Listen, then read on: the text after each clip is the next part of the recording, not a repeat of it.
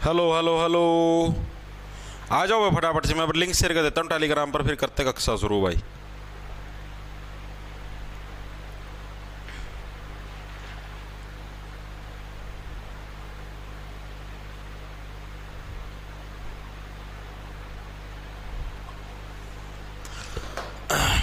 आ जाओ आ जाओ, आ जाइए आ जाइए आ जाइए रे।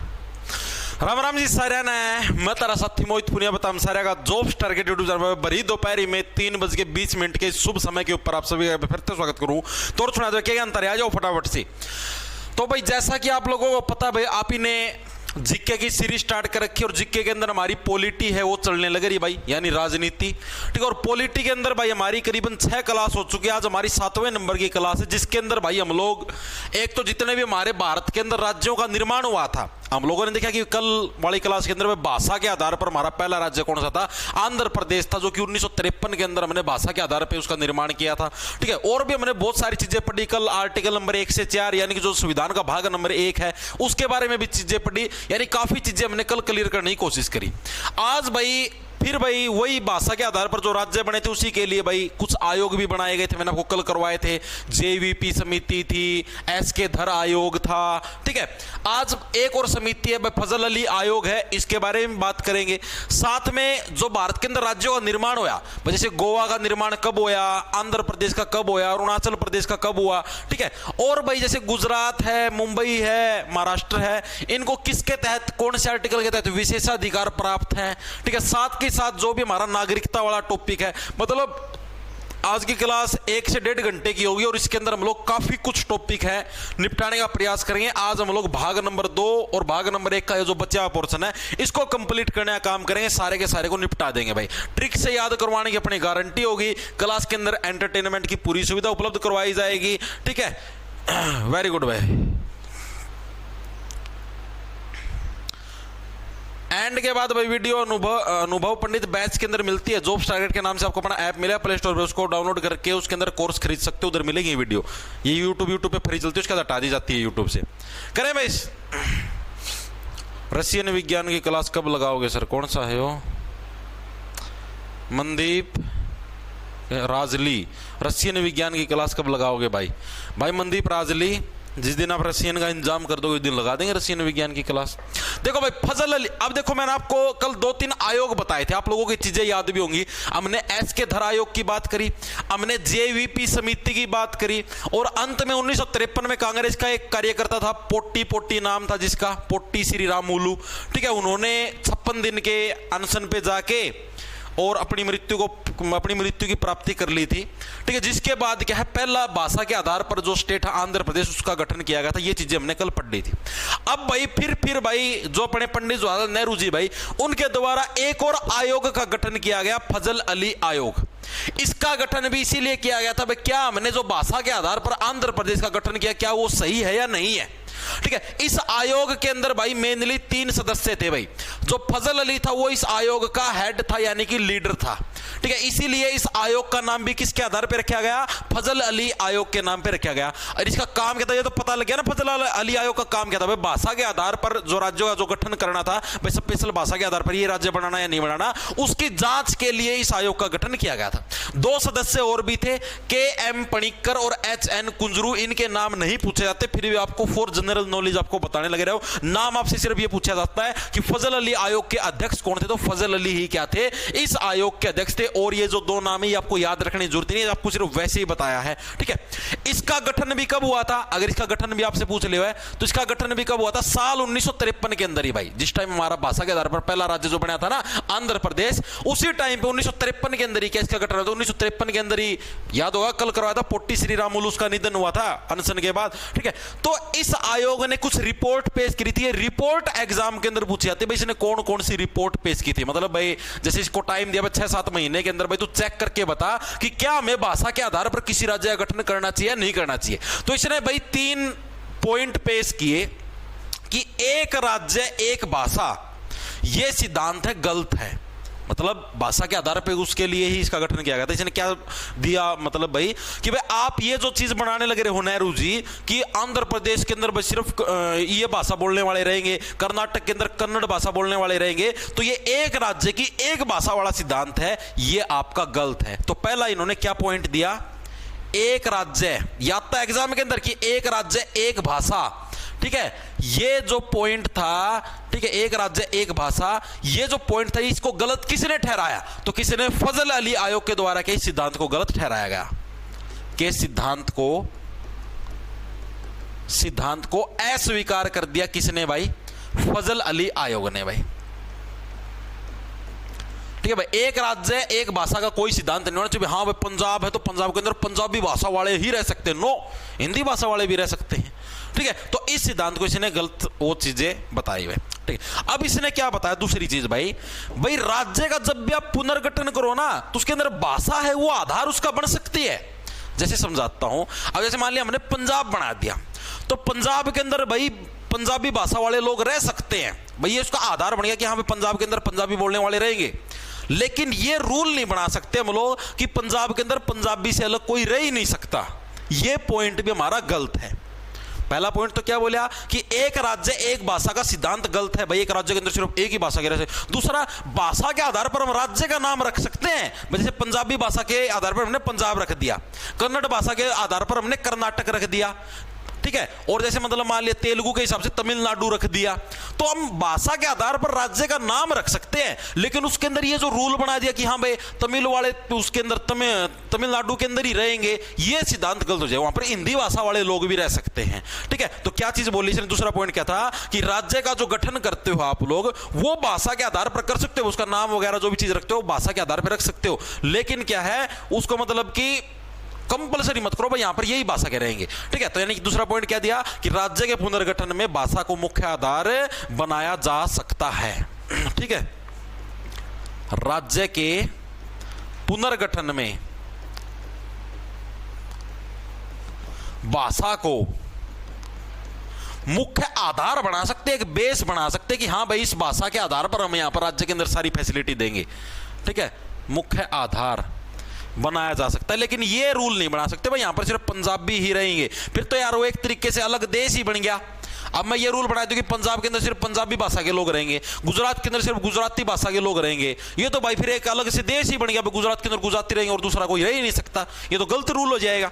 ठीक है, मतलब आप आधार बना सकते हो भाई, जैसे मान लिया गुजरात के अंदर भाई सारे काम गुजराती भाषा के अंदर होंगे भाई, कोई भी ऑफिशियल वर्क लगा लिया कुछ भी लगा लिया वो गुजराती भाषा के अंदर हो सकता है, यानी भाषा को मैंने एक आधार बना लिया, बेस बना लिया उस राज्य का, लेकिन उसको ये नहीं रूल बना सकते भाई यहां पर सिर्फ यही लोग रहेंगे, कोई भी रह सकता है। तो ये दूसरा पॉइंट भी क्या है, फजल अली आयोग के द्वारा पेश किया गया, ये पॉइंट याद होना चाहिए। एक मैंने आपको कल 4 राज्यों की श्रेणी बताई थी भाई, कै श्रेणी के राज्य, ख, ग और घ। ठीक है, 4 श्रेणियों के राज्य नहीं बताए थे भाई, कै के अंदर भाई जहां पर भाई गवर्नरों ने शासन किया है, ठीक है, दूसरी के अंदर भाई यहां पर शाही शासन था, तीसरी के अंदर जहां पर मुख्य आयुक्त यानी चीफ कमिश्नर ने शासन किया था, याद आया कुछ। तो मैंने कल 4 राज्यों की श्रेणी बताई थी। ठीक है, तो ये जो 4 राज्यों की श्रेणी है ना भाई, क्या वाला सिस्टम, इसको समाप्त करने का भी जो सिद्धांत है वो फजल अली आयोग ही आपका लेके आया भाई। क्या लेके आया भाई आपका भाई, जो मैंने राज्य बांट रखे हैं, ठीक है, राज्यों की कै ख ग घ वाले सिस्टम को समाप्त करने का सुझाव दिया भाई, करने का सुझाव। ये भी किसने दिया, फजल अली आयोग ने दिया। अब ये जो फजल अली आयोग था ना, जिस टाइम ये लास्ट के अंदर पहुंचा भाई, ठीक है, तो एक राज्य पुनर्गठन अधिनियम आया भाई लास्ट के अंदर भाई, क्या आया है कि यहां पर लिख दो, राज्य पुनर्गठन अधिनियम। पुनर्गठन का मतलब समझ गए भाई, राज्यों का हमको दोबारे से गठन करना है। अधिनियम का मतलब हो गया कानून भाई, राज्यों को दोबारे से गठन करने से रिलेटेड एक कानून बन के आया, जो कि कब आया, साल 1956 के अंदर आया। 56 का मतलब हो गया छपना, यानी इतिहास के अंदर छपने के लिए ये कानून आ गया कि हाँ भाई अब हम लोग इतने राज्य बनाएंगे, इतनी यूनियन टेरिटरी बनाएंगे। इसके तहत भाई हमने टोटल कितने, इसके तहत हमने भाई 14 तो राज्यों का निर्माण किया, प्लस में 6 हमने यूनियन टेरिटरी यानी केंद्र शासित प्रदेश का निर्माण किया भाई। ये प्रश्न एग्जाम के अंदर आता है, मोस्ट इंपोर्टेंट है कि राज्य पुनर्गठन अधिनियम, अधिनियम का मतलब होता है कानून, जो कि 1956 के अंदर आया इतिहास में छपने के लिए, उसके तहत है कितने राज्य और कितने केंद्र शासित प्रदेशों का गठन हुआ, तो 14 राज्य और 6 केंद्र शासित प्रदेशों का गठन हमारा हुआ था। याद कैसे, 14 चौक 56 हुआ है, 14 4 जा 56 होते हैं, तो 4 के अंदर जो 14 चौक, यहां पर 4 एज्यूम करो, 14 चौक 56, हाँ 1956 हो गया, ठीक है। 4 + 2 6 आपकी यूनियन टेरिटरी, इस तरीके से आप लोग याद कर सकते हो, ठीक है। तो यानी प्रश्न आता है एग्जाम के अंदर, फिर बताने लग रहा हूं, राज्य पुनर्गठन अधिनियम 1956 के तहत है कितने राज्यों का गठन किया गया, 14, कितने यूनियन टेरिटरी का गठन किया गया, 6 यूनियन टेरिटरी का हमारा गठन किया गया था। ये चीजें आपको याद रखनी पड़ेंगी भाई, हाँ।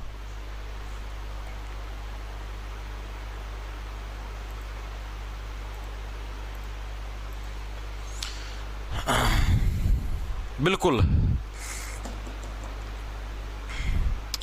आर्मी मैन कहने लगे रहे आगरा, अलीगढ़ और मथुरा वाले अपने हाथ ऊपर करो।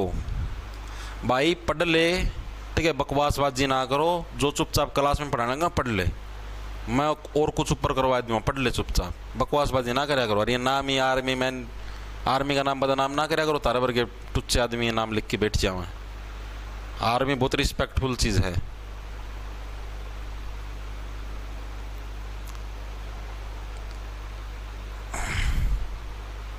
कर देंगे भाई, महाकाशी कर देंगे चेंज, ठीक है,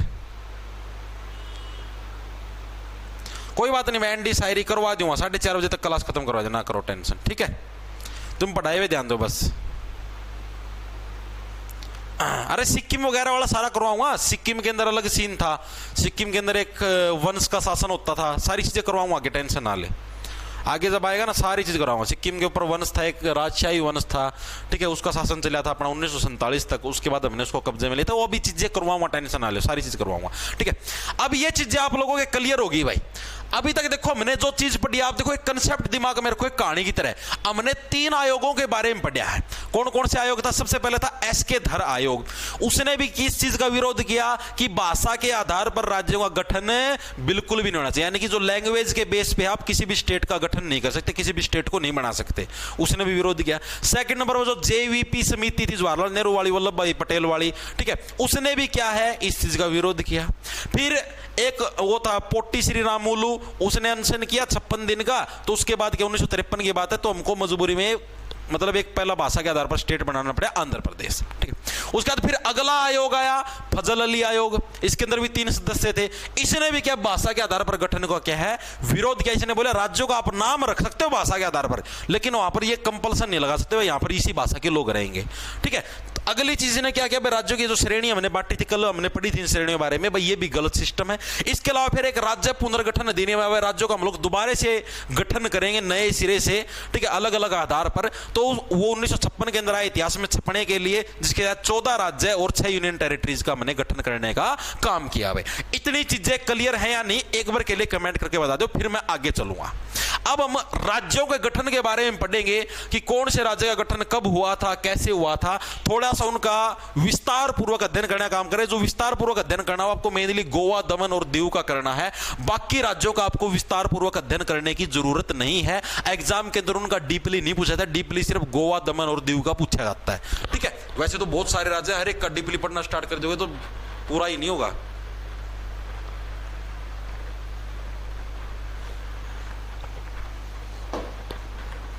क्लियर है ना, एक बार कमेंट करके बता दो हाँ, ताकि मेरा कोई हो जाए, हमें किसी के कोई दिक्कत ना हो। गुरुजी एक क्वेश्चन था कि यूपीएसआई के लिए सही रहेगी ये क्लास आपकी। भाई जी देखो मिस्टर चौधरी, यूपीएसआई के अंदर अगर इंडिया जीत के आती है ना, चाहे आप, मैं कहने लगे यार आप कोई भी कम्पिटिटिव एग्जाम की तैयारी करते हो, जहां पर इंडिया जीत के आते हैं ना भाई, इससे ज्यादा डीप मेरे हिसाब से नहीं मिलेगी आपको। बहुत डीप करवाने लगे रहे आप लोगों को एग्जाम के बिहाफ पे, मैक्सिमम बुकों के अंदर भी डीप नहीं मिलती इतनी, ठीक है। मतलब पूरी कोशिश है भाई आपकी, जैसे मान लो कोई भी बुक से आप पढ़ते हो भाई, उससे मैं ज्यादा ही डीप करवाऊं, ताकि आपको एग्जाम के अंदर, मेरा पता है भाई मेरा मकसद क्या है, मेरा मकसद ये भाई, अब आपने जैसे जीके पढ़ ली ना भाई, अब जैसे 1 साल की कोर्स की वैलिडिटी है, मान लिया 4-5 महीने के अंदर, 5 महीने के अंदर जीके हमारी पूरी होगी, उसके बाद आपको कहीं से और से जिक्के पढ़ने की जरूरत ना पड़े। आप कोई मॉक टेस्ट भी दो, प्रीवियस ईयर के पेपर भी अटेम्प्ट करो, तो आपको खुद के अंदर ये कॉन्फिडेंस फील होगा कि हाँ भाई मैंने वहां से जिक्के पढ़ रखी है और मेरे को सारी चीज आती है, मेरे को अब और कहीं से पढ़ने की जरूरत नहीं है। मतलब भाई मैं ऐसा चाहता हूं, ये मेरा पर्सनल ओपिनियन है, ठीक है। पिछली बार जब मैंने जिक्के करवाई थी पिछली साल 2024 के अंदर, वो भी मार्च के महीने के अंदर स्टार्ट करवाई थी, वो भी मैंने करवाई थी अपने लेवल पर अच्छी करवाई थी। लेकिन उस टाइम जैसे भाई देखो समय के साथ साथ है ज्ञान बढ़ता जाता, नॉलेज बढ़ती जाती, तो उस टाइम मुझे इतनी नॉलेज नहीं थी, थोड़ी कम नॉलेज थी, तो इस वजह से मैं ज़्यादा डीपली नहीं करवाता था। मैं सोचता था भाई मोटा मोटा करवा देता हूँ भाई, इसी के अंदर से मैक्सिमम चीज़ें फंस जाएंगी। लेकिन फिर जब मैंने खुद ने भी एग्ज़ाम दिए, खुद ने भी और बहुत सारे पेपरों का एनालाइज किया, तब मैंने ये चीज़ फील करी कि भाई मोटी मोटी करने से काम नहीं बनेगा, डीपली ही पढ़नी पड़ेगी, तभी आपकी बात बनेगी, तभी एग्जाम के अंदर पर्सन फंसेंगे, ठीक है। अगर आपको जिक्के में अच्छा स्कोर करना, जैसे दिल्ली पुलिस की तैयारी करने लग रहे हो या किसी भी और एग्जाम के एसएससी के भी, सीजीएल सीपीओ, अगर आपको मान लिया 50 में से अगर अच्छा स्कोर करना है, आपके कम से कम 30 के आसपास का स्कोर आ जाए, 30-35 के आसपास, तो आपको डीपली पढ़नी ही पढ़नी पड़ेगी, तभी जाके ये बात बनेगी, वरना नहीं बनेगी। चाहे आप कितना ही माथा मार लेना, कहीं से मार लेना, एक बार जोर आएगा। अब जैसे आप लोगों को ये चीज पढ़ते हुए जोर आता होगा कि हाँ भाई इतना डीपली करवाने लग रहा है, पागल हो रहा है, कैसे हो रहा है, बहुत सारे बच्चे इस चीज सोचते होंगे, लेकिन वन टाइम इन्वेस्टमेंट है भाई, ये सोच लेना। आपके पास देखो 2 ऑप्शन है, या तो 6 महीने भाई जैसे तैसे मन को रोक के चीजें पढ़ लो, या फिर अगले 1.5-2 साल खराब करने के बाद फिर दोबारा घूम फिर के इसी चीज पे आना पड़ेगा। चॉइस आपकी है, करना पड़ेगा डीपली तभी बात बढ़ेगी, वरना नहीं बनेगी।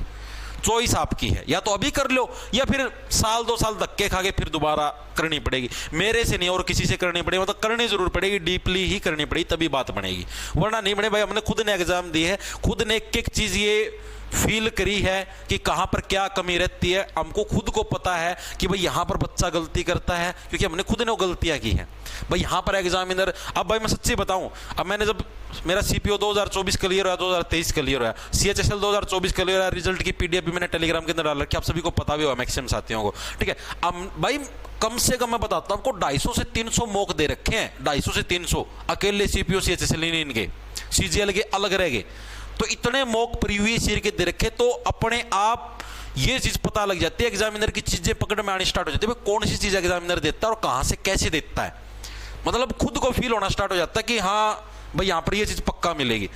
मतलब इतनी एक्सपर्टी होगी थी अंदर से, मैं आपको बता देता हूं कि जैसे कोई क्वेश्चन आता भी नहीं था ना भाई, मान लिया भाई ये क्वेश्चन नहीं आता, तो भी इतना एक्सपर्ट बन गए थे, उसका एनालाइज कर करके जैसे टेस्ट देते, टेस्ट के बाद उसका एनालाइज करते थे कि खुद ये फील हो जाता 4 ऑप्शनों के अंदर से भाई ये ऑप्शन पक्का मिलेगा 99%, और मतलब ये होता था भाई 4 के अंदर से 3 तो सही मिलते थे, अगर तुक्का भी मारते थे तो भी। तो आप लोगों को भी इतनी प्रैक्टिस करनी है भाई कि कल को अगर मतलब आप एग्जामिनर का माइंड पढ़ जाओ, और ये चीज ये नहीं होगी, ये मत सोच लेना कि भाई 6 महीनों के अंदर ही मैं 300 मॉक लगा दूं, नो, समय लगेगा, इधर 1.5 साल माथा मारा था तब जाके वो चीज अचीव हुई थी, ठीक है। तो मेहनत लगती भाई, डेडिकेशन, त्याग, सब कुछ करना पड़ेगा। सुबह सुबह 5-5, 6-6 बजे उठते थे भाई, और रात के 11-11 बजे तक यूट्यूब पे भी पढ़ाना, खुद की सेल्फ स्टडी भी करनी, खुद के एग्जाम की भी तैयारी करनी, सारी चीज मेंटेन करता था भाई, ठीक है। ऐप के अंदर भी चीजें डालना वगैरह वगैरह बहुत चीजें होती थी। चलिए अब आगे, तो ये चीज हमने पढ़ ली भाई। अब हम लोग राज्यों के बारे में बताते हैं, राज्यों के गठन के बारे में क्या कुछ मामला है, क्या कुछ चीजें भाई।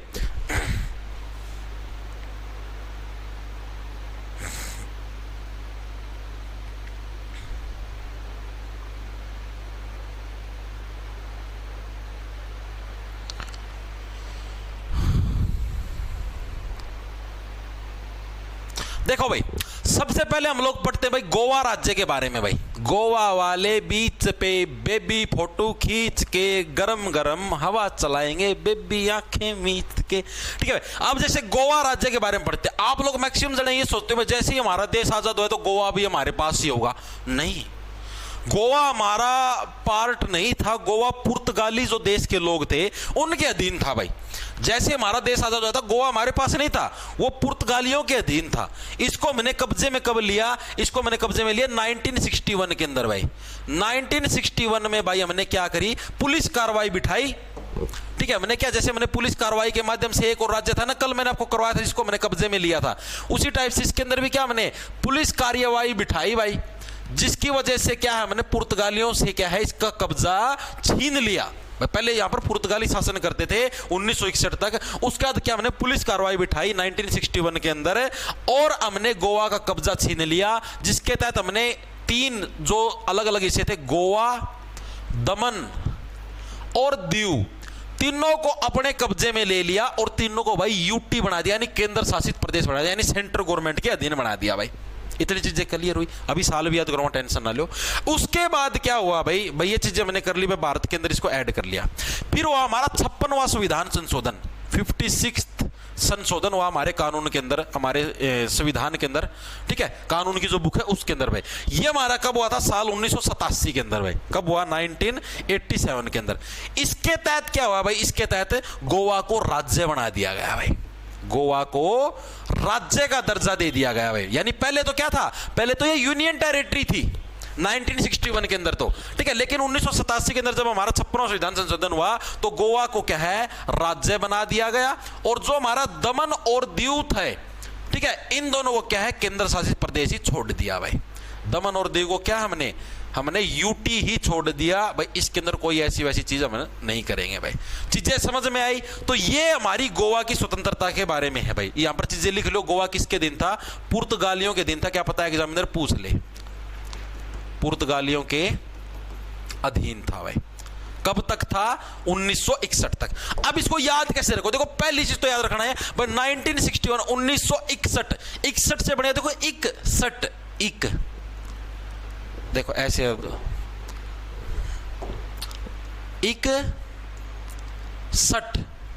61, ये हो गया 61, 1961 भाई। इसको क्या है, एक सेठ से आशा थी, सेठ हो गया हमारा भारत। गोवा को क्या है, एक से बढ़िया एक सेठ से आशा थी। कौन सा सेठ, भारत नामक सेठ से आशा थी कि हाँ भाई भारत हमको आजाद करेगा और अपने अंडर लेगा, ठीक है। यानी गोवा को क्या एक सेठ से आशा थी, तो पुलिस कार्रवाई के माध्यम से हमने वो आशा इसकी पूरी करी। दूसरी चीज, 56वें संविधान संशोधन के तहत क्या है, ये भारत के इतिहास के अंदर छप गया गोवा। गोवा क्या है, भारत के जो नक्शा है, नक्शे के अंदर 56 से हो गया छपना, छप गया गोवा भारत के नक्शे के ऊपर। कब हुआ, 1987। गोवा बोला अब लग रहा है मुझे फाइन, अब now I am feel like a heaven, 1987, ठीक है। हेवन का मतलब हो गया स्वर्ग, हेवन का मतलब समझ गए, हेवन का मतलब क्या होता है, स्वर्ग भाई। यानी कि अब मुझे स्वर्ग जैसा फील होने लगे ना भाई, अब मैं भारत के नक्शे के अंदर आ गया हूं, भारत के नक्शे के अंदर, इतिहास के अंदर मैं छप गया हूं, 56 से छप गया। Now I feel like a heaven, जैसे कि भाई मैं स्वर्ग हूं, ऐसा फील होने लगे 1987। तो गोवा वाला याद होया, गोवा, दमन और दीव तीनों कब है, 1961 के अंदर हमने पुर्तगालियों से छीनने, पुलिस कार्रवाई के द्वारा 56वां संविधान संशोधन के तहत 1987 के अंदर क्या, गोवा को राज्य बना दिया गया और बाकी दोनों को क्या है, यूनियन टेरिटरी यानी केंद्र शासित प्रदेश के रूप में स्थापित कर दिया गया। इतनी चीजें आपको याद रखनी है। दूसरा जो फैक्टर आपको याद रखना है, वो याद रखना दादर और नागर हवेली के बारे में भाई। दादर और नागर हवेली, बस इनके बारे में थ्योरी याद रखनी, बाकियों के तो आपको सिर्फ साल याद करने हैं, वही एग्जाम के अंदर पूछे जाते हैं। दादर और जो नागर हवेली है ना भाई, इसको भाई जो हमारा 10वां संविधान संशोधन था, जो कि 1961 भाई, जिस टाइम ये हमारी गोवा वाली पुलिस कार्रवाई, उसी टाइम 10वां संविधान संशोधन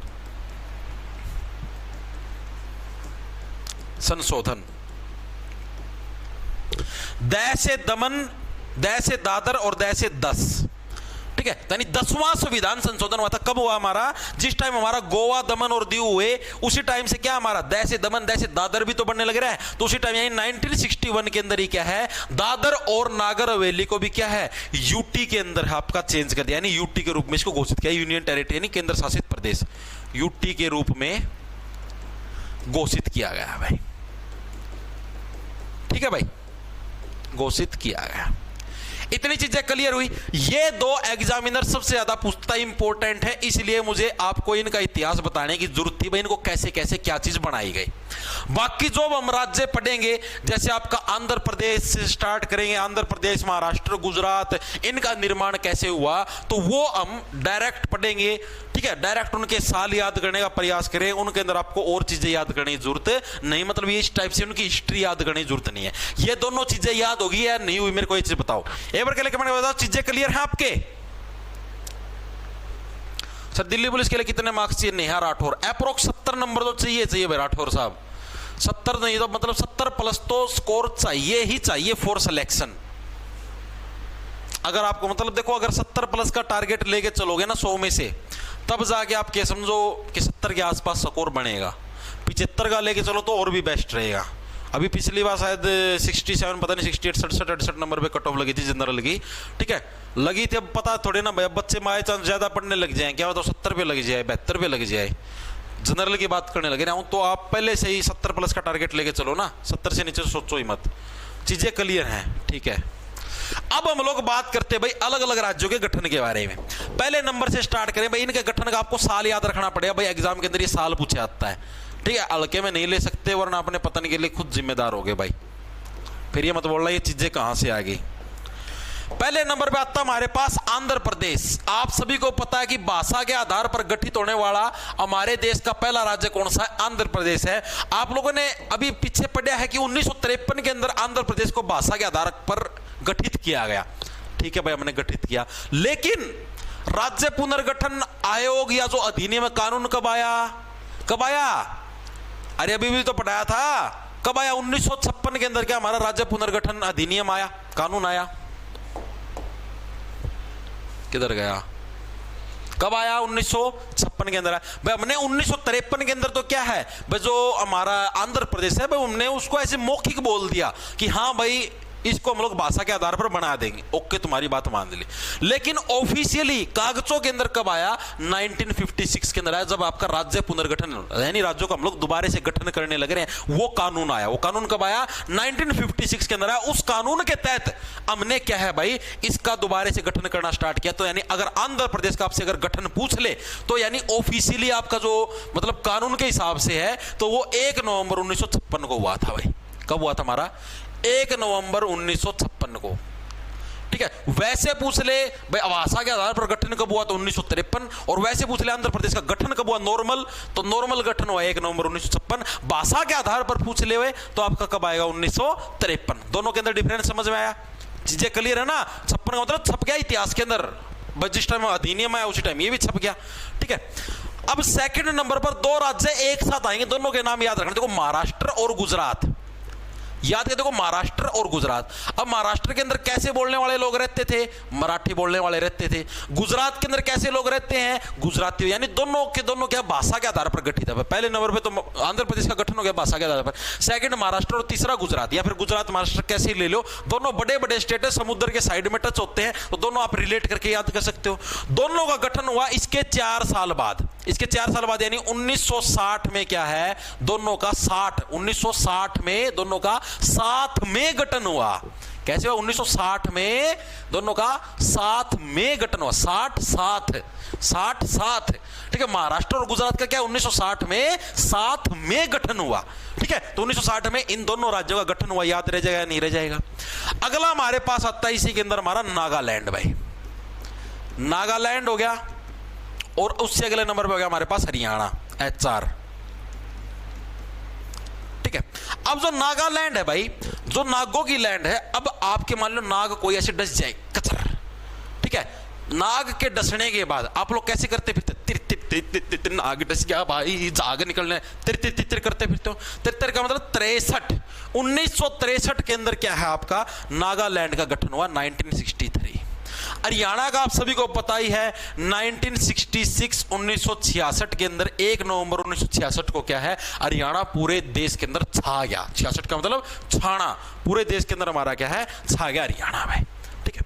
अगले नंबर पे आता हमारे पास हिमाचल प्रदेश भाई। हिमाचल प्रदेश, हिमाचल प्रदेश का गठन हुआ इसी के 4 साल बाद 1971 के अंदर भाई, 5 साल बाद, ठीक है। 1971 के अंदर क्या है हमारा हिमाचल प्रदेश का गठन हुआ। याद कैसे रखो? देखो 71 भाई, एक बार क्या है, हिम यानी कि पहाड़ों के अंदर आंचल मेरे साथ चल पड़, तेरे को बर्फ के अंदर तर कर दूंगा। 71 तर का मतलब होता है भिगोना। हरियाणवी के अंदर बोलते हैं तेरे को पानी के अंदर तर कर दूं, यानी तेरे को पानी के अंदर भिगो दूं। यही है भाई हिमाचल, यानी आंचल एक बार मेरे साथ पहाड़ों में चल पड़, तेरे को पानी के अंदर, तेरे को बर्फ रूपी दूध के अंदर तर कर दूंगा, तो एक बार चल तो मेरे साथ आंचल, ठीक है। यानी हिमाचल प्रदेश का गठन कब हुआ आपका 1971 में। ये आते हैं एग्जाम के अंदर तभी आपको करना। देखो अब हिमाचल की बात करें, हिमाचल के अंदर बर्फ है। दूसरी बर्फ कहां पर मिलेगी? मेघों के अंदर भी, जहां पर मेघालय है बादल है, वहां पर भी आपको बर्फ देखने को मिलेगी, बिल्कुल देखने को मिलेगी। मेघालय का पड़ोसी कौन है? मणिपुर। मणिपुर के अंदर भी भाई ठंडक वाला मौसम है, हमारा बर्फ वगैरह देखने को मिलती है। यानी अब हमारे जितने भी ईस्टर्न राज्य हैं, पूर्वी भारत के जो राज्य हैं, अब हम उनकी बात करें। मेघालय मणिपुर दोनों के दोनों क्या बोले भाई, जो हिमाचल के अंदर जो बर्फ मिलती है ना, वह हमारे यहां पर उससे बेहतर क्वालिटी की बर्फ मिलती है। बेहतर का मतलब 1972 दोनों के अंदर क्या 1972 में दोनों का गठन हुआ आपका मेघालय और मणिपुर। क्या बोले भाई, मेघालय तो ऐसे बोला मैं तो साक्षात मेरे पास तो मेघ है, साक्षात मेरे पास तो बादल है, नेचुरल बर्फ आती है। यानी जिस क्वालिटी की बर्फ आपको हिमाचल के अंदर मिलेगी उससे बेटर क्वालिटी की बर्फ मिलेगी मेरे पास, बेहतर क्वालिटी की बर्फ मिलेगी। यानी 1972 के अंदर हमारा मेघालय और मणिपुर का हमारा गठन हुआ भाई। अब आगे बच गया एक त्रिपुरा और एक हमारा बच गया सिक्किम भाई। त्रिपुरा और सिक्किम, बस ये आपको याद रखना है भाई, ये एग्जाम के अंदर पूछे जाते हैं। गोवा और ये मैं आपको बता चुका, गोवा, दमन, दीव, ठीक है, दादर नागर हवेली, ये मैं आपको पहले करवा चुका। अभी तो और भी आएंगे, अरुणाचल प्रदेश, मिजोरम, ये भी रहते हैं, ठीक है। तो त्रिपुरा भाई, त्रिपुरा का हमारा गठन कब हुआ भाई? वही सेम टू सेम जिस टाइम ये हमारा इनका होया। त्रिपुरा ऐसे बोला भाई मैं भी तो इनका ही पड़ोसी हूं, ठीक है, मैं भी तीनों रूप से भाई। ये तो जैसे मतलब त्रिपुरा बोला कि हम तीनों के तीनों क्या हैं, त्रि से बन गया 3, हम तीनों के तीनों क्या हैं, उससे हिमाचल प्रदेश से बेहतर क्वालिटी की बर्फ देने के लिए है, जाने जाते पूरे के पूरे में। सिक्किम का गठन कब हुआ? 1975, 1975। 75 का मतलब क्या होगा? 75, देखो पिच, 75 से पिच से पिचकना, ठीक है। और आप लोग सिक्के को क्या है, सिक्के को आप लोग इजिली पिचका देते हो ऐसे, नोट को पिचका सकते हो नहीं, कोई सिक्के वाला आदमी यानी गरीब आदमी उसको पिचकाने का प्रयास करते हैं नीचे पिचक। यानी 1975 के अंदर किसका भाई? त्रिपुरा का, सिक्किम का हमारा गठन हुआ है। सिक्किम से रिलेटेड एक फैक्ट इंपॉर्टेंट है, याद रखना कि सिक्किम के अंदर 1947 तक है भाई राजशाही वंश का शासन था। और वंश कौन सा था? चोग्याल वंश का शासन था, मतलब कि राजतंत्र वाला शासन था, ठीक है। यह एग्जाम के अंदर प्रश्न पूछा जाता है कि साल 1947 तक, 1947 यानी हमारा देश आजाद हुआ था, 1947 तक सिक्किम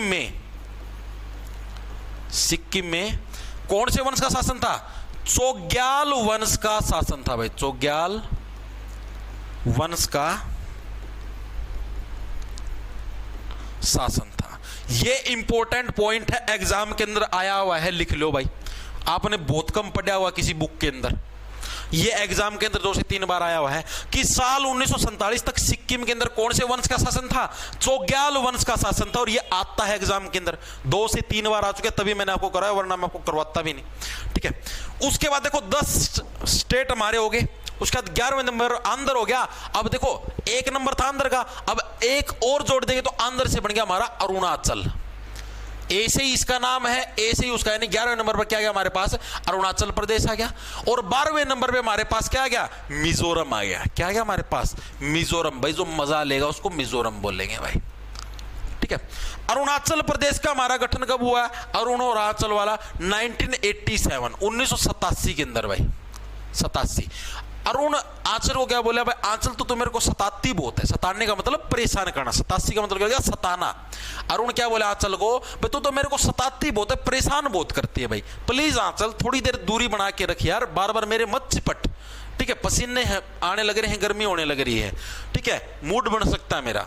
मिजोरम भाई मेरे को मजा आ सकता है, प्लीज मेरे से दूर रहे। देन ये भी क्या बोला? 1987 सेम साल के अंदर हुआ था। अरुणाचल प्रदेश और हमारा इसका मिजोरम का सेम साल 1987, 1987। अरुणाचल क्या बोले? अरुणाचल को प्लीज मेरे को सता मत, मेरे को मजा लेने दे, ठीक है। मिजोरम मजा, अरुणाचल, ठीक है। 1987 के अंदर दोनों का हमारा गठन हुआ। और एक आपको पता ही जम्मू कश्मीर हमारा J&K, इसके आपको स्पेशल प्रोविजन पता ही भाई, आर्टिकल धारा नंबर 370 जो थी हमारी, अनुच्छेद 370, अनुच्छेद का संधि विच्छेद करेंगे सभी साथी। अनुच्छेद 370 के तहत क्या है? 70 के तहत विशेष प्रावधान दिए गए थे जम्मू कश्मीर को, विशेष प्रावधान। लेकिन अभी अभी आपको पता, प्रधानमंत्री मोदी जी के द्वारा क्या है, इसको वापस कर दिया गया, रिमूव्ड बाय पीएम मोदी, ठीक है। तो चीजें क्लियर हुई भाई। तो ये हमारे कुछ राज्यों का गठन था, पुनर्गठन था, जो कि एग्जाम के अंदर पूछा जाता है। आपसे साल भी पूछा जाएगा, इसीलिए मैंने आपको साल करवाया। मैं देखो मैं आपको बता देता हूं, मैं चीजें डीप करवाता हूं, चलो ठीक है, लेकिन आपको कोई भी मतलब कि बेतुकी चीज नहीं करवाऊंगा, मतलब जो आपके एग्जाम पॉइंट ऑफ व्यू से इंपॉर्टेंट नहीं है ना वो चीज मैं आपको नहीं करवाता। अब ये मैंने साल करवाए हैं, अब मैक्सिमम बच्चे सोचेंगे फालतू में, इनमें से तो कोई पूछा नहीं जाएगा। भाई ये सारे के सारे 1 से लेके 13 तक सारे प्रीवियस ईयर के अंदर आए। एक गोवा है वो मैंने आपको पीछे करवा दिया, पिछले पन्ने पर कभी ये सोचो गोवा आ रहे हो कहां पर गए, ये मैंने आपको पिछले पन्ने पर करवा रखे हैं। ठीक है भाई, ये 100% पूछे जाते हैं। आपसे पूछ लेगा त्रिपुरा की स्थापना कब हुई, बताओ, पता है? अगर पढ़ रखे हो तो बता दोगे। सिक्किम के अंदर किस वंश का शासन था? चोग्याल वंश का शासन था देश की आजादी तक। ठीक है, नागालैंड की स्थापना कब हुई? अब याद है ट्रिक, नागालैंड ऑप्शन के अंदर आएंगे 1963 के तिर तिर तिर नागालैंड क्या था, ऐसे करते हुए हांडोगे तो लिख दोगे 1963। याद नहीं है तो भूल जाओगे। अब मेरे को बताओ इतनी चीजें क्लियर हैं? सर आप कितने बजे क्लास लेते हो विकास? भाई 3:15 बजे स्टार्ट होती है भाई। धन्यवाद भाई नेहा शर्मा।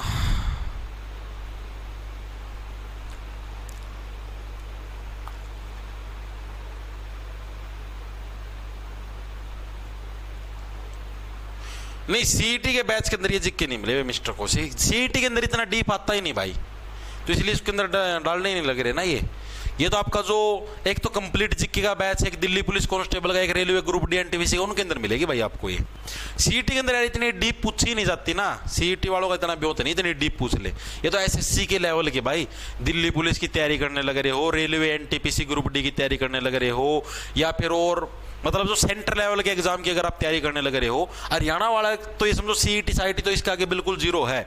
अगर आपने ये वाली जिक्के कर लिया तो सीईटी तो ऐसे मतलब आपको मैं उनको पेपर तक चाहे किताब भी मत उठाना जिक्के की, अगर ये वाले जिक्के पढ़ोगे तो। ठीक है, सुबह उठना आराम से, ओह सीईटी का पेपर है चलो चलते हैं भाई, जाके अरे यार के पसंद है पेन चलाते हुए भी जोर आओगा नो, ओ भाई जोर आओ यार, गोले मैडम जी लो 500 में दे दूं, आप मेरे गोले भरो फटाफट। मैडम ऐसे ऐसे आपके गोले भरेगी, जल्दी लिख दे मैडम, 1 से लेके 15 तक के पर्सन ABCD ऐसे भरवाओगे यार।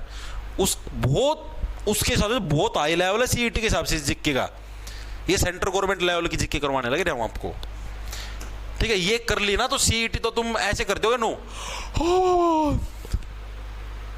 लाओ रे लाओ इंस्पेक्टर बनाओ यार, ड्रेस ड्रूस लाओ मेरी, ऐसे करोगे यार तुम, बहुत वो लेवल है उसके हिसाब से। तो अब देखो मैंने आपको जितने भी राज्य करवाए हैं ना, अब इनको कुछ स्पेशल अधिकार भी प्राप्त है भाई। ठीक है, एक आर्टिकल आपको अभी करवाऊंगा, इन राज्यों को भाई मतलब कि कुछ राज्यों को स्पेशल प्रोविजन है वो भी प्रदान किए गए हैं कुछ राज्यों को भाई। वो कौन से आर्टिकल के तहत प्रोवाइड किए गए वो आपको भी याद करने पड़ेंगे, एग्जाम के अंदर पूछाते हैं। Suppose special provisions to provided to states,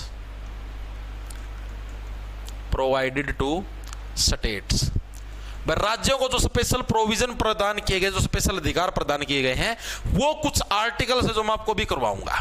जैसे एक आर्टिकल नंबर 371, सिर्फ आप इसको याद रख लेना, बाकी इसी के बिहाफ पर हैं सारे के सारे भाई।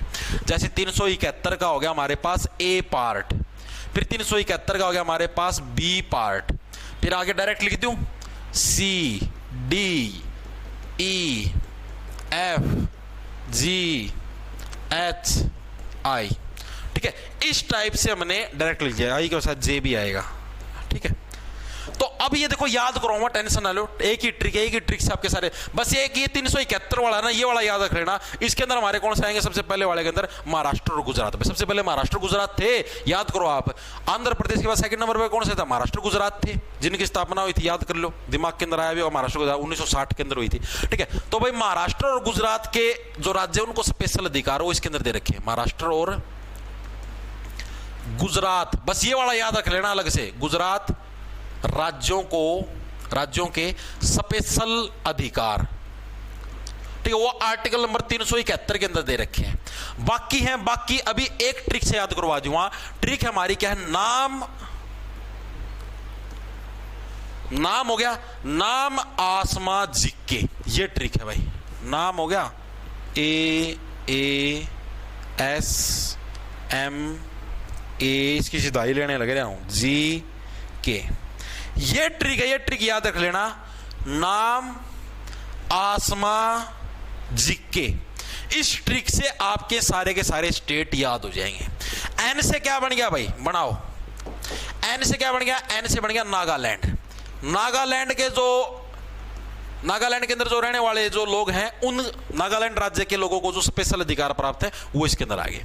ए से आ गया हमारे पास असम। सबसे पहले हम लोग पूर्वी भारत के राज्य लेंगे। ए से आंध्र प्रदेश भी बनता है, अरुणाचल भी बनता है, लेकिन पूर्वी भारत, नागालैंड भी तो ईस्टर्न इंडिया के अंदर आता है, असम भी ईस्टर्न इंडिया के अंदर आएगा। ठीक है, एम से मणिपुर, मणिपुर भी हमारा पूर्वी भारत के अंदर आता है। यानी सबसे पहले याद रखना भाई, सबसे पहले हमारा पूर्वी भारत में, सबसे पहले हमने सूर्य का उदय किया, पहले 3 अक्षर पूर्वी भारत के आएंगे, यानी नागालैंड, असम, मणिपुर। एक बार पढ़ जाना कभी मणिपुर की, मिजोरम वगैरह वगैरह कुछ ठोक दो। ठीक है, तो आते हैं एग्जाम के अंदर। डी नंबर वाला है जो इसके अंदर आ गया हमारा आंध्र प्रदेश। ए से क्या बढ़ गया हमारा आंध्र प्रदेश। जो दूसरा ए है इसके अंदर में हमारे पास जो आंध्र प्रदेश जो यूनिवर्सिटी है उसके लोगों के स्पेशल अधिकार। आंध्र प्रदेश यूनिवर्सिटी के स्पेशल अधिकार भाई। एस से क्या बन गया, एस से बन गया हमारे पास सिक्किम। सारे मेनली पूर्वी भारत के मैक्सिमम से मैक्सिमम सिक्किम हो गया। ठीक है, एम से क्या बन गया, एक मणिपुर आ चुका हमारे पास। एक सेकंड रुकना भाई, क्या हो गया भाई, कुछ गलती हो गई लगता है भाई। एक बार मैं चेक कर लूं भाई, एक सेकंड रुक जाओ। इनके अंदर मणिपुर भाई, कभी मेरे को ये डाउट, कभी जी वाले के अंदर मणिपुर ना हो। एक सेकंड रुक जाओ।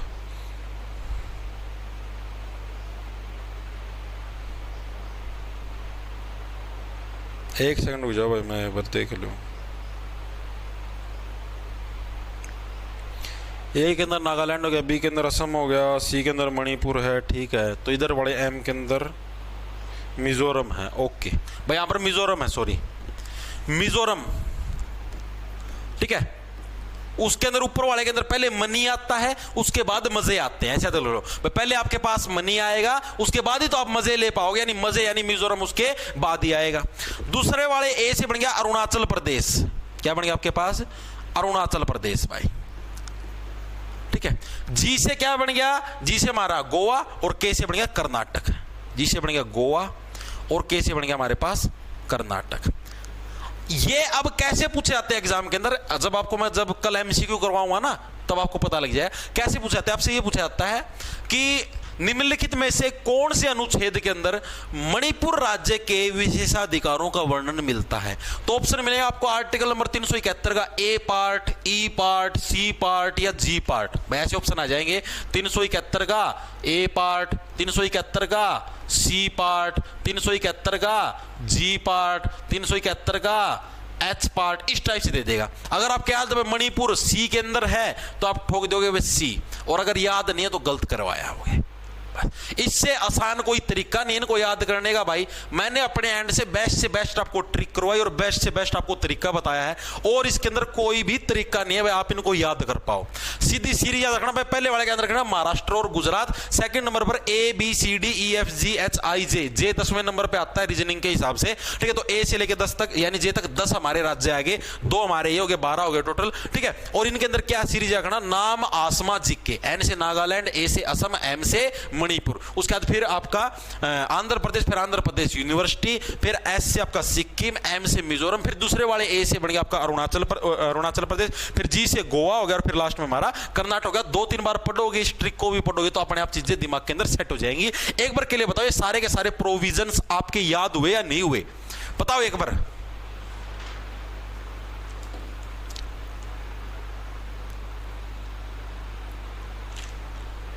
बिल्कुल भाई, बताओ चीजें क्लियर हैं भाई इतनी?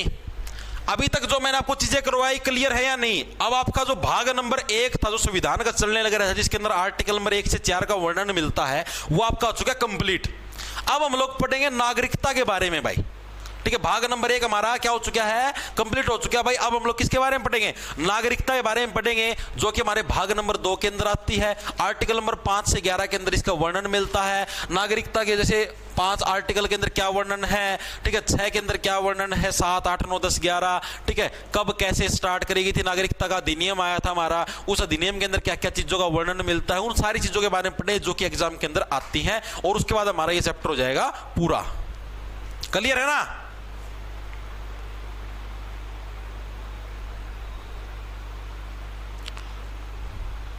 क्यों नहीं होने लग रहा है ममता रंगा जॉब्स टारगेट ऐप पे रजिस्ट्रेशन? डायरेक्ट यार अपनी email ID, phone number, password भरना, हो जाएगा रजिस्ट्रेशन, उसमें क्या यार भाई। ये नहीं पता यार, वो तो यार एग्जाम के लेवल के हिसाब से पता लगता है ना भाई कितने नंबर चाहिए।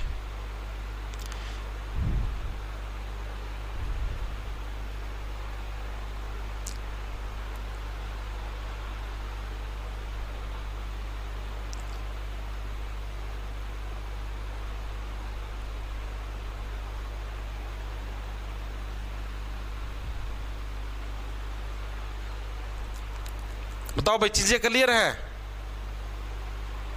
क्लियर है तो भाई मैं आगे चलूं।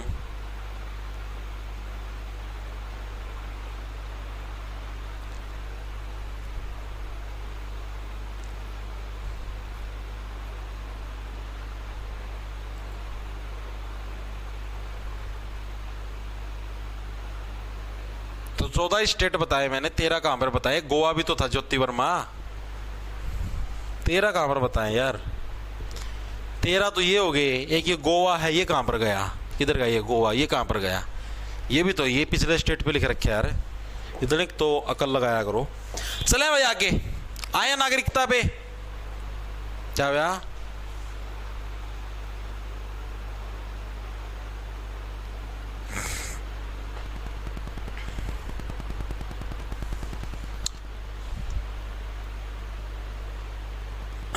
हाँ चले भाई, अब हम लोग बात करते हुए हमारे संविधान का भाग नंबर 1 आप लोगों को क्लियर है? आर्टिकल नंबर 1 से 4 पे भारत जो संघ है यानी भारत जो देश है वो और उसके राज्यों के बारे में वो चीज बताती है। अब हम लोग करते हैं हमारे संविधान का भाग नंबर 2 भाई। भाग नंबर 2 जिसके अंदर किस चीज का वर्णन मिलता है? जिसके अंदर हमारा वर्णन मिलता है किसका? नागरिकता का भाई। ठीक है, संविधान के भाग नंबर 2 के अंदर किसका वर्णन मिलता है? नागरिकता का हमारा वर्णन मिलता है। आप सभी देखो पहले नंबर पे हमारे देश के बारे में इंफॉर्मेशन मिलेगी भाग नंबर 1 के अंदर। क्या हमारा देश कैसा है, ठीक है, नाम क्या है, कितने राज्य हैं, क्या कुछ सिस्टम है। सेकंड नंबर पे हमें किस चीज की इंफॉर्मेशन मिलती है? हमारे देश के अंदर रहने वाले नागरिकों के बारे में इंफॉर्मेशन मिलती है। कैसे नागरिक रहते हैं, कौन कौन हमारे देश का नागरिक बन सकता है, कौन कौन नहीं बन सकता, उनके बारे में इंफॉर्मेशन हमें किसके अंदर मिलती है? भाग नंबर 2 के अंदर मिलती है। भाग नंबर 2 के अंदर कितने आर्टिकल का वर्णन मिलता है? आर्टिकल नंबर हमारा यानी अनुच्छेद नंबर 5 से 11 भाई। अनुच्छेद नंबर कितने से कितने? आर्टिकल नंबर हमारा 5 से 11 यानी इसका वर्णन हमको किसके अंदर देखने को मिलता है? संविधान के भाग नंबर 2 के अंदर हमको देखने को मिलता है आर्टिकल नंबर 5 से 11 का वर्णन भाई। जितनी क्लियर है? आर्टिकल नंबर भाग नंबर 1 के अंदर कितने थे? 4 आर्टिकल थे हमारे। ठीक है, 1 2 3 4 भाग नंबर 1 के अंदर। भाग नंबर 2 के अंदर हमारे 5 मतलब कितने हो गए? 5 6 7 8 9 10 11 टोटल 7 आर्टिकल्स का वर्णन देखने को मिलता है। 5 6 7 8 9 10 11। ठीक है, 5 से 11 का वर्णन भाग नंबर 2 के अंदर हमको देखने को मिलता है नागरिकता के बारे में। नागरिकता क्या चीज है, क्या कुछ मामला है, उसके बारे में हम लोग अब बात करेंगे भाई। कैसे क्या कुछ है। मेनली नागरिकता आप सभी को पता है भाई। नागरिकता का हमने सिद्धांत किस देश के संविधान से लिया? हम कर चुके हैं यूके यानी यूनाइटेड किंगडम से हमने एकल नागरिकता का सिद्धांत लिया। भारत में एकल नागरिकता ही आपको देखने को मिलती है। ठीक है, एकल नागरिकता का सिद्धांत लिया है हमने।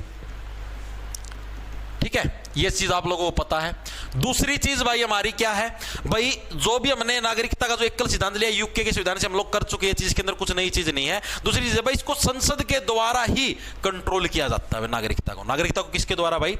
संसद जो हमारी पार्लियामेंट है उसके द्वारा ही कंट्रोल किया जाता है भाई। जो भी नागरिकता के अंदर जो भी हमें रूल बनाने या कुछ भी है वो सारी चीजें संसद कंट्रोल करता है भाई। अब हम इसके पढ़ेंगे आर्टिकल्स के बारे में। कौन सा आर्टिकल के अंदर किस चीज का वर्णन मिलता है, एग्जाम के अंदर आपसे पूछा जाता है। सबसे पहला आता है आर्टिकल नंबर 5। आर्टिकल यानी कि अनुच्छेद नंबर, अनुच्छेद का सभी साथी संधि विच्छेद करेंगे। अनुच्छेद नंबर 5, इसके अंदर हमें किस चीज का वर्णन मिलता बताओ फटाफट से। मैं और पानी पी लूं भाई, गला सूख गया।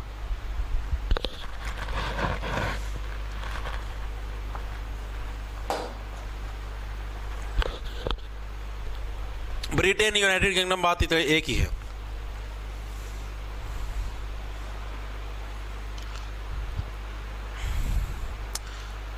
विनोद नोनू, एज कितनी है आपकी भाई? 35 साल। बुजुर्ग हो रहे हूं भाई मैं। दिखता कौन भाई इतना? मैं बुजुर्ग कौन दिखता? मैं 35 साल का हूं भाई। 2 मेरा बच्चे हैं, एक लड़का एक लड़की भाई, ठीक है। नू कौन यार पढ़ लिया, एज कितनी है आपकी, क्या, अरे यार तुम पढ़ाई कर लो ना यार, तुम ना मतलब की इस चीज का, फालतू की चीज भाई। नाम भी एंडी टेकर क्या, नोनू। नोनू पता किस चीज ना बोलना है, पूछ के देखिए अपने दोस्तों से, पूछिए भाई नोनू किस चीज ना बोलना है। एंड नाम है भाई विनोद, ब्रैकेट में मतलब ये ना वो मानना है, वो प्राउड फील भाई। नू लिख रहा क्या, विनोद, ब्रैकेट में लिख रहा नोनू। दोस्तों में पूछिए नोनू किसको बोलते हैं। मिटोले इस नाम ना क्यों बेइज्जती करो, तेरी भलाई खातर कहूं भाई, भाईचारा में बताऊं मैं तो, बाकी तेरी मर्जी से राख। एंड आना सो यार भाई, मेरा समझ में कौन आओ यार। अरे कमेंट बंद कौन होंगे भाई, होंगे तो मैं करे देंदा यार।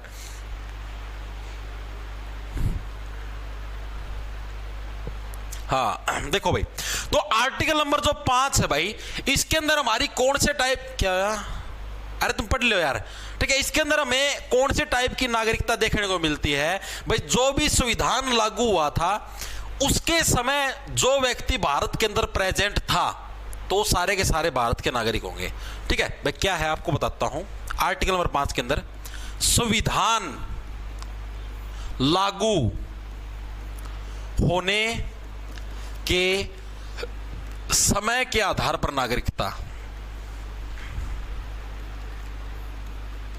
नागरिकता, ये कैसे थी मैं आपको समझाता हूं भाई। जैसे हमारा संविधान लागू कब हुआ था, आप सभी को पता है। हमारा संविधान लागू कब हुआ, 26 जनवरी 1950 को हमारा संविधान लागू हुआ। तो उस टाइम, जिस दिन हमारा संविधान लागू हुआ, तो उस टाइम जो जो भारत के अंदर उपस्थित था वो सारे के सारे भारत के नागरिक माने जाएंगे। लेकिन उसके लिए भी 3 कंडीशन दी गई हैं भाई। ये नहीं भाई कि कोई दूसरे देश से आया हुआ भारत में से खड़ा हो रहा था उसको नागरिक मान लेंगे, नो। उसके लिए भी क्या है, 3 कंडीशन है, तीनों के तीनों कंडीशन एग्जाम के अंदर आई हुई है, एसएससी जीडी के अंदर आई हुई है। पहली कंडीशन क्या है भाई, उस व्यक्ति का जन्म भारत के अंदर हुआ हो, उस व्यक्ति का जन्म भारत में हुआ हो। पहली कंडीशन तो ये है भाई, तीनों के अंदर से कोई एक कंडीशन होनी चाहिए, दे रखा है भाई, ये कंडीशन हो। अगर आप ये कंडीशन पूरी नहीं कर पाते, बाय चांस आपका जन्म भारत के अंदर नहीं हुआ, आपका जन्म किसी और देश के अंदर है, तो दूसरी कंडीशन क्या है, आपके माता पिता के अंदर से कोई भी एक व्यक्ति, उसका जन्म तो कम से कम भारत के अंदर हुआ हो भैया। तो आपके माता का जन्म जैसे भारत में, आपके पिताजी मान लो दूसरे देश के, या फिर आपके पिताजी का जन्म भारत में, आपकी माताजी मान लो दूसरे देश की है, तो भी काम चल जाएगा। यानी क्या है, सेकंड कंडीशन हमारी, माता या पिता में से किसी एक का जन्म भारत में हुआ हो, ठीक है। ये कंडीशन आप पूरी करते हो। अगर बाय चांस मान लिया आपसे ये कंडीशन भी पूरी नहीं होती, तो तीसरी कंडीशन क्या है भाई, आपका संविधान लागू होने से 5 वर्ष पहले तक भी अगर आप भारत में रहने लग रहे हो। जैसे हमारा संविधान लागू हुआ 26 जनवरी 1950, इससे 5 साल पुराने कौन से होंगे, यानी कि 1945 से लेके 1950 तक के बीच में, यानी कम से कम अगर आपको भारत में रहते हुए 5 साल भी हो गए हैं, तब भी आपको भारत का नागरिक मान लेंगे। और बोलो और क्या छूट चाहिए, ठीक है। यानी क्या भाई, संविधान लागू होने से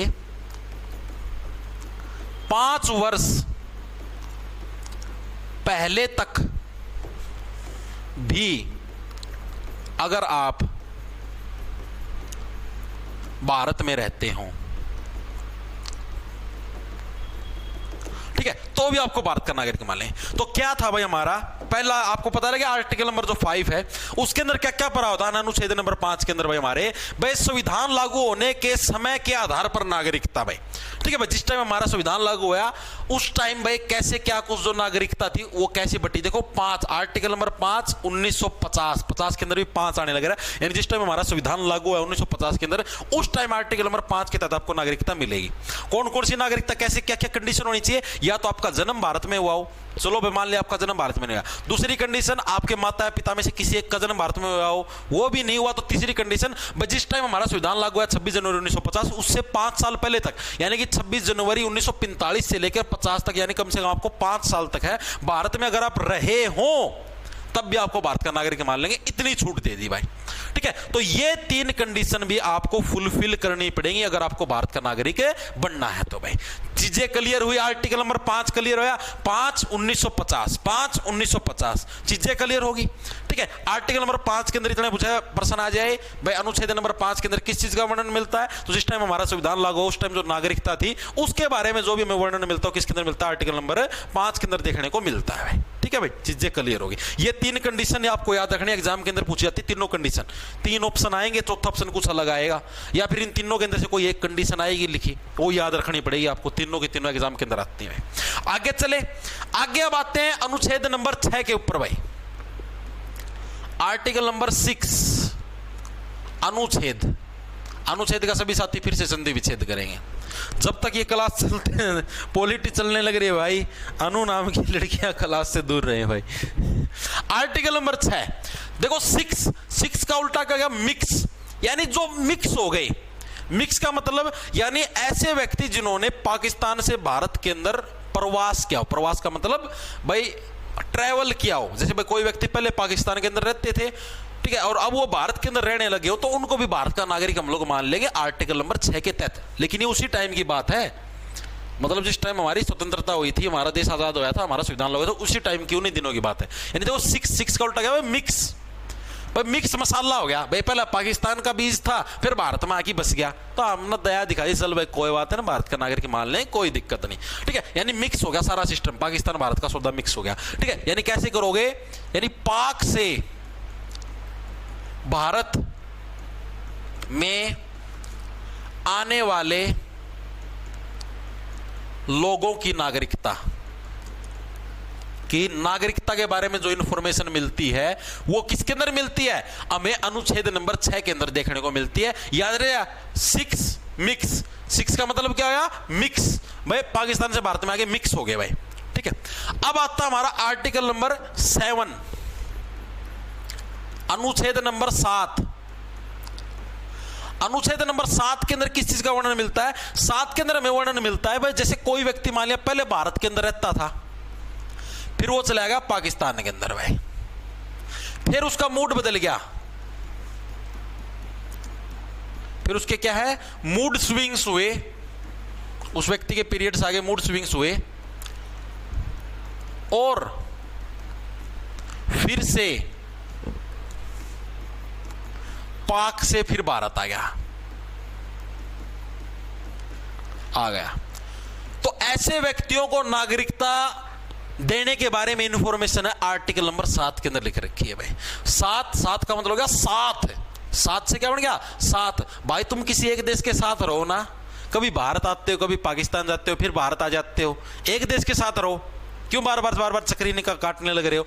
तो ये होता हमारा आर्टिकल नंबर 7 के अंदर। आर्टिकल नंबर 7 के अंदर कैसे लोगों की नागरिकता का वर्णन है, बच्चों पहले भारत में रहते थे, फिर पाकिस्तान में चले गए, और फिर वापस पाकिस्तान से भारत में आ गए।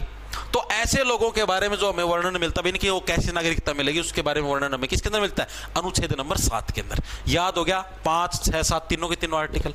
अब आते हैं हम लोग अनुच्छेद नंबर 8 के अंदर भाई। अनुच्छेद नंबर 8, सारे आर्टिकल याद करवा दो ट्रिक के माध्यम से, आजीवन नहीं भूलोगे भाई, भगवान की कसम, अगर तुम भूल जाओ तो। बस जो चीज करवाता हूं डेली, जैसे अभी ये क्लास होगी ना, खत्म होने के बाद जब भी आपको समय लगे, रात को सोने से पहले, जब भी आप 9-10 बजे सोते हो, 10-11 बजे जब भी सोते हो, सोने से पहले आपको जब भी टाइम मिले एक बार रिवाइज कर लिया करो। आज टाइम नहीं मिला, कल सुबह टाइम मिले, कल सुबह एक बार रिवाइज मार लिया करो भाई। जो भी जैसे आप साथ के साथ अगर नोट्स बना लिया करो भाई। देखो जितने भी साथी करीबन 1950 बच्चे जुड़े हुए हैं, और जहां तक मेरे को लग रहा है ये डेली इतने ही बच्चे आते हैं, ये पढ़ने वाले डेडिकेटेड बच्चे भाई। तो आप डेली नोट्स बना लिया करो मेरे भाई, कॉपी के अंदर हैंड रिटन। ठीक है, जो साथी बैच ले रहे हैं उनको तो बैच के अंदर मिल ही जाते हैं, जो साथी बैच नहीं ले रहे बस साथ के साथ अपने नोट्स बना लिया करो, ठीक है, ताकि आपको अभी तो जैसे आप लोगों को दिखाई दे, आप जैसे मान लो वीडियो देखते हो, आपको ये लगता है कि हाँ मेरे को सारी चीजें समझ में आ गई, मैं कर लूँगा, सबको लगता है ऐसा। मैं आपकी जगह था जब स्टूडेंट था, मेरे को भी चीजें लगती है, अभी भी स्टूडेंट ही हूँ, ठीक है, मैक्सिमम चीजें तो अभी भी सीखते हैं, तो हमको भी ऐसा ही लगता था। लेकिन जब रिवीजन करनी होती है ना, तब ये चीजें आपको नहीं मिलेंगी, और तब आपको ये वीडियो देखने का इतना समय नहीं। आप ये सोचो मैंने तो बैच ले रखे, मैं बैच के अंदर से वीडियो देख के रिवाइज कर लो, नहीं, इतना समय नहीं होता भाई। मैं तो यार, मैं जब मेरे पेपर होते थे, मैं जीके को 6 घंटे के अंदर पूरी को रिवाइज कर देता था। ऐसे नोट्स बना रखे थे भाई, हिस्ट्री, पॉलिटी, ज्योग्राफी, इकोनॉमिक्स, सारे के सारे सब्जेक्ट, स्टैटिस्टिक्स जीके वगैरह वगैरह, 6 घंटे में सारे रिवाइज। बस मतलब नोट्स ऐसे बना लो इनको, मतलब एक बार आपने अच्छे से याद कर लिए, पढ़ लिए, उसके बाद तो इतना वो होना ही नहीं चाहिए भाई। एक बार देखा नजरों के अंदर, अगर आर्टिकल 6 के अंदर ये चीज़ है, 7 के अंदर ये, 8 के अंदर ये, 9 के अंदर 10, आगे चलो ये है, बस वैसे रिवीजन मारनी होती है उस टाइम ये थोड़े ना करना होता कि भाई आप भाई पूरा उसको दोबारा वीडियो देखोगे, इतना समय तो होता ही नहीं भाई उस टाइम।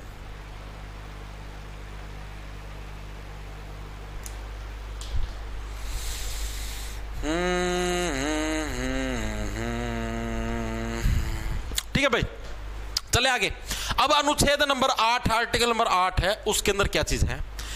एक ऐसा व्यक्ति भाई जिसके माता या पिता, अगर चलो वो भी नहीं है तो दादा या दादी, वो क्या हमारे अविभाजित भारत के अंदर पैदा है। अविभाजित का मतलब समझ गए भाई, 1947 के अंदर हमारा भारत का विभाजन हो गया था, डिवाइड हो गया था, 2 भागों के अंदर बट गया था, एक भारत एक पाकिस्तान। यानी उससे पहले की बात हो, यानी 1947 से पहले, यानी अविभाजित भारत के अंदर अगर उसके दादा दादी या माता पिता के अंदर से कोई भी व्यक्ति पैदा होया हो, लेकिन वह भारत के बाहर हो, तो भी वह व्यक्ति भारत का नागरिक बन सकता है भाई।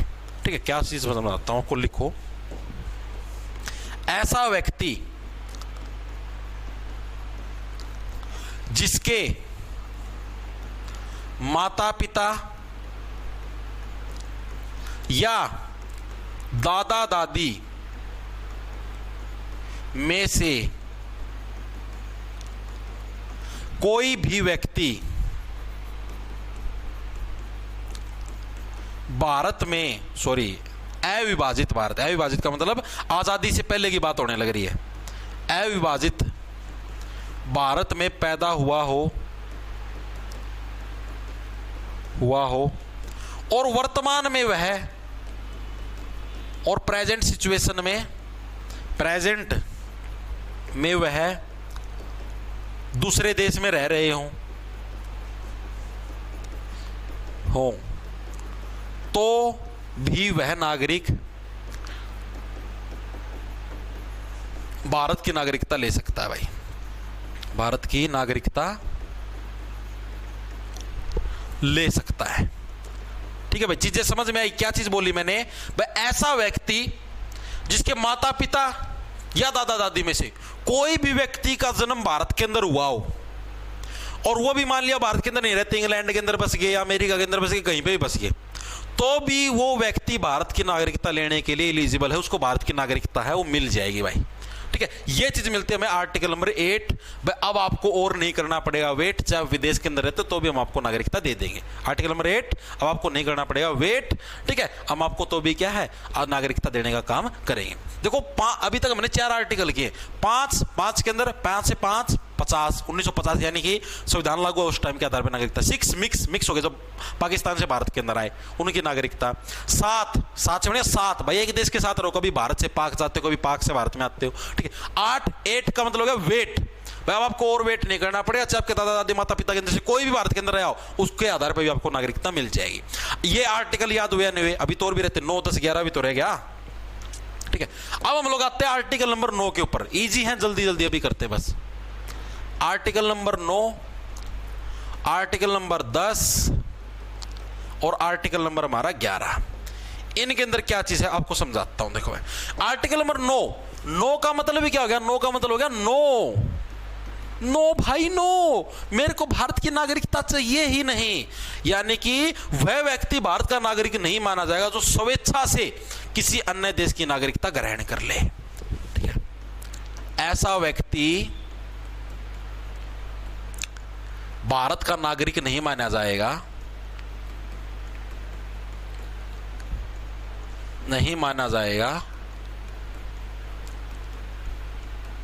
जो स्वेच्छा से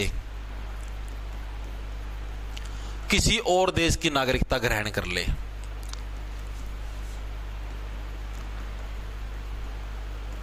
नागरिकता ग्रहण कर ले, ठीक है। जैसे मान लिया आप भारत के अंदर रहने लग रहे हो और आप अमेरिका के अंदर चले जाते हो और आपको अमेरिका की नागरिकता मिलेगी, सिटीजनशिप मिलेगी भाई, आपको मान लिया गया है भाई आप अमेरिका के नागरिक हो, तो आपकी ऑटोमेटिकली भारत की नागरिकता खत्म हो जाएगी, फिर आप भारत के नागरिक नहीं बन के रह सकते। तब आप ये नहीं कह सकते भाई आई एम इंडियन, नो, कानूनन आधार पे आप इंडियन नहीं हो। आप भारत के अंदर फिर आके रहोगे तो वीजा वगैरह पासपोर्ट वगैरह लेना पड़ेगा। चीजें समझ, यानी देखो आर्टिकल नो का मतलब क्या, नो, अगर दूसरे देश की नागरिकता लोगे तो भारत की हम खत्म कर देंगे भाई, यहां पर रहने नहीं देंगे, नो नो नो नो, हमारे देश में मत कुछ जाना फिर, ठीक है। आर्टिकल नंबर 9 याद हुआ या नहीं हुआ।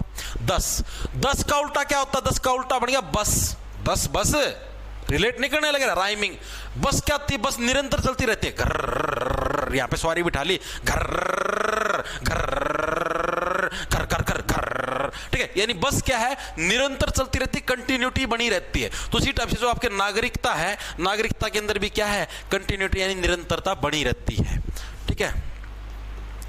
निरंतरता, रुक जा, नागरिकता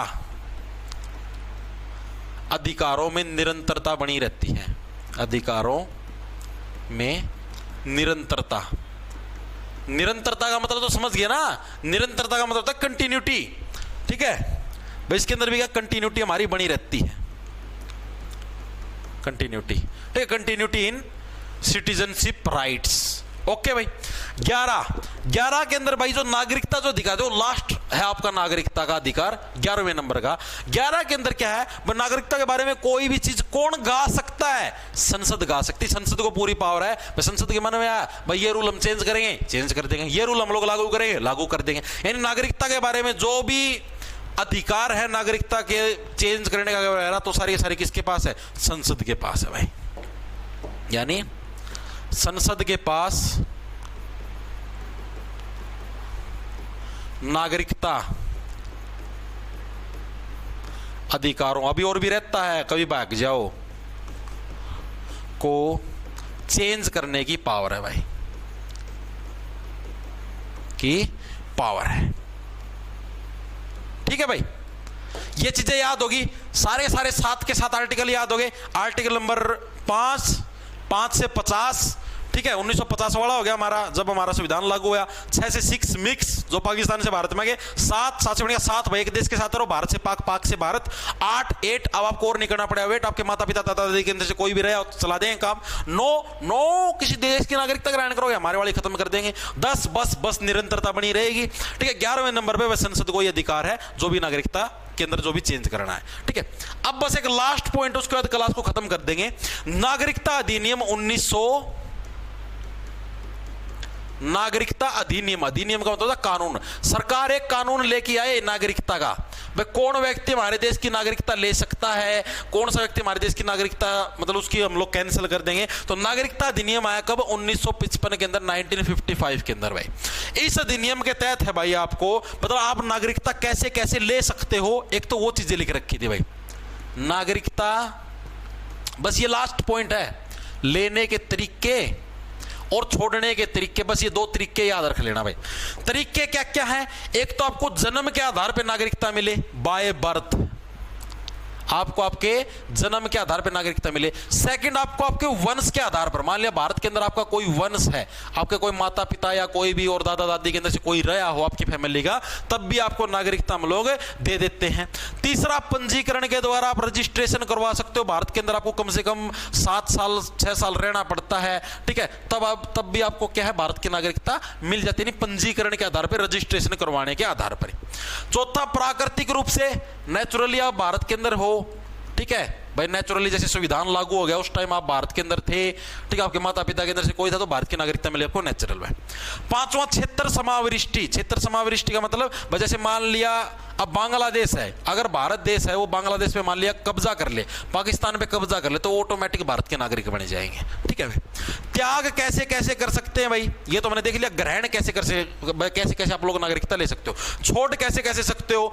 एक तो क्या हमारे पास स्वैच्छिक त्याग, स्वैच्छिक का मतलब अपनी इच्छा से हम लोग बोलते हैं भाई हमें तो भारत का नागरिक नहीं बनना, ठीक है, हमें तो किसी और देश में जाना है, आप अपनी इच्छा से त्याग कर दो भाई।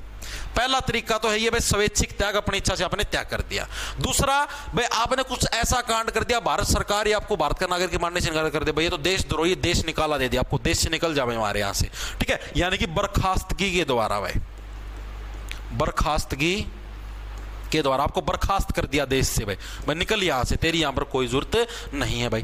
तीसरा हमारा, आपको वंचित कर दिया भाई, वंचित करने के द्वारा आपको वंचित कर दिया इस चीज से, ठीक है भाई, आपको नागरिकता नहीं देंगे हम, तो हमारी मर्जी नहीं देंगे, ठीक है। तो ये 3 तरीके जिससे आपको नागरिकता नहीं मिलती। तो ये आपके भाई नागरिकता वाला टॉपिक खत्म, भाग नंबर 2 खत्म, और हमारे जितने भी आयोग हैं वो खत्म, राज्यों का गठन खत्म, यानी कि आपका जो एक और चैप्टर है, हमारा चैप्टर नंबर जो 3 है, वो भी हमारा पॉलिटी का खत्म हो चुका है। पहले चैप्टर के अंदर हमने अलग चीजें पढ़ी थी, दूसरे के अंदर अलग पढ़ी, तीसरे के अंदर हमने भाग 1 और 2 है इसको कंसीडर किया था, और ये चीजें हम लोग हमारी कंप्लीट हो चुकी है भाई, ठीक है। कल से हम लोग अगला टॉपिक स्टार्ट करेंगे। इन प्रश्नों की पीडीएफ है या आपको हैंड रिटन नोट से, भाई ये जो चीजें मैंने लिखी आपको ये लिखी लिखाई चाहिए, तो अपना ऐप है भाई, जॉब्स टारगेट के नाम से मिलेगा आपको प्ले स्टोर के ऊपर भाई।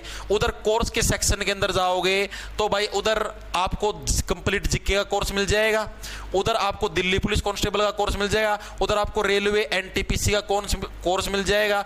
आपका जोन सा मन करे आप वो वाला ले सकते हो, तीनों के अंदर ये जीके की क्लास आपको सेम मिलेगी। दिल्ली पुलिस की कंप्लीट तैयारी करनी है, 40% सिलेबस हमारा हो चुका है, तो आप हमारे इस बैच के अंदर जुड़ सकते हो भाई। 1 साल की वैलिडिटी रहेगी, आपके एग्जाम तक पूरी गारंटी लेते हैं, क्योंकि अभी अभी आपने देखा होगा, जैसे भाई पिछली बार जो 2023 की दिल्ली पुलिस की भर्ती थी, कोई कोर्स नहीं निकाला था, सिर्फ यूट्यूब पे जीके करवाई थी, तब भी झंडे पाड़ दिए थे। पूछ लेना बच्चों से कितने सिलेक्शन दिए थे। तो दिल्ली पुलिस का अगर लेना चाहो ले सकते हो। रेलवे एनटीपीसी की तैयारी कर रहे हो भाई, आपके 1 जुलाई से इसकी परीक्षाएं हैं, रेलवे एनटीपीसी +2 लेवल की। ग्रेजुएट वाले को तो अब लेने की जरूरत नहीं है, कि अगर स्टैटिक जिक्का लेना चाहो तो ले लेना, सिर्फ जिक्के वाला, उसी के अंदर से आपकी स्टैटिक जिक्के पूरी हो जाएगी, क्योंकि उसके अंदर हैंडरिटन नोट्स है, और जिक्के की क्लास भी लगा सकते हो आप भाई, 2x की स्पीड करके एक दिन में 2-2 3-3 क्लास करके, क्योंकि ट्रिक से याद करवा रखी तो चीजें आपको याद हो सकती है, ठीक है। बाकी जो +2 लेवल वाले वो ले सकते हैं, क्योंकि उनका 1 जुलाई से पेपर है, ठीक है। तो अभी आपके पास 1.5 महीने का समय होगा, तो आप अच्छे से चीजें निपटा सकते हो, कम स्टैटिक जीके पॉलिटी वगैरह वगैरह। ओके भाई, तो क्लास कैसी लगी कमेंट करके जरूर बता देना। मिलते हैं रात को 8:30 बजे, कल भी क्लास हुई थी भाई, रात को 8:30 बजे क्लास होगी रेलवे एनटीपीसी के लिए मोस्ट एक्सपेक्टेड जीके क्वेश्चन के साथ हम लोग मिलेंगे रात को 8:30 बजे। ओके, तब तक के लिए अलविदा भाई।